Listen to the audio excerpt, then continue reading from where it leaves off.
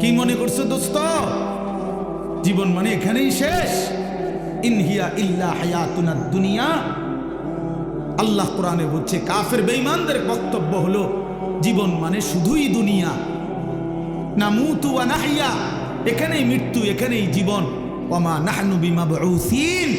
আল্লাহ বলে, আরে কাফেররা বলে আর কোনোদিন কোথাও উঠতে হবে না, হাসরের ময়দান হবে না। এটা তো কাফেরের কথা, বেঈমানের কথা। মুসলমান তো কথা ভাবতে পারে না, ভুলতে পারে না। ইমানদার না আমরা? তুমি না ভাইয়া মুসলমান, তো তুমি এক ওয়াক্ত নামাজ পড়ো না কেমনে বাপ? আল্লাহকে এমন ভোলা কেমনে ভুললা? আখেরাত এমন ভুলা কেমনে ভুলে গেলা? যেই বোন আজকে মা, যেই বিবি আজকে 20 বছর ধরে বেপর্দা, ওই বেপর্দা অসভ্য নারী, পরে জিজ্ঞাসা করেন, তুমি না মুসলিম নারী মা? এই বোন, তুমি না মুসলমান বোন? তুমি আল্লাহকে এইভাবে ভুলে গেলা কেন? মুসলমানের জন্য বেপর্দা হওয়া না হারাম? কথা বলেন না কেন? তো তুমি ভুলে গেলা কেন? কেমনে ভুলে গেলা? এই জন্য আমি অনুরোধ করছি, আমরা প্রত্যেকেই ফিকির করি, ইনসাফের সাথে ভাবে। ছেলেরা বাপ, আমি শক্ত কথা বলছি, আমি জানি আমি অনেক শক্ত করেই বললাম। বাবা, আমি তোমার পরিবর্তন চাই, আমি তোমার জিন্দেগির সৌন্দর্য চাই। কিশোর নওজোয়ান, তোমরা যদি চরিত্রহীন হও, তোমরাই যদি নারীর আসক্ত হও, মদ জুয়ার আসক্ত হও, তোমরাই যদি এক ওয়াক্ত নামাজ পড়তে মন না চায়, প্রিয় নওজোয়ান, আগামীর ইসলামের জন্য লড়বে কে?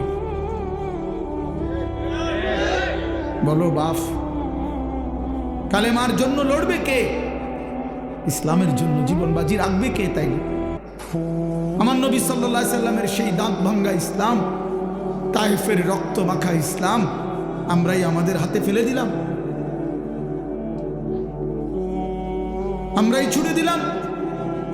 আমাদের নবীকে আমরা বলে দিলাম, আপনার তায়েফের রক্ত আমরা ভুলে গেছি, আপনার উহুদের দান দান শহীদ করা রক্ত আমরা ভুলে গেছি, আপনার সেই পেটে পাথর বাঁধা ক্ষুধার কষ্ট আমরা ভুলে গেছি।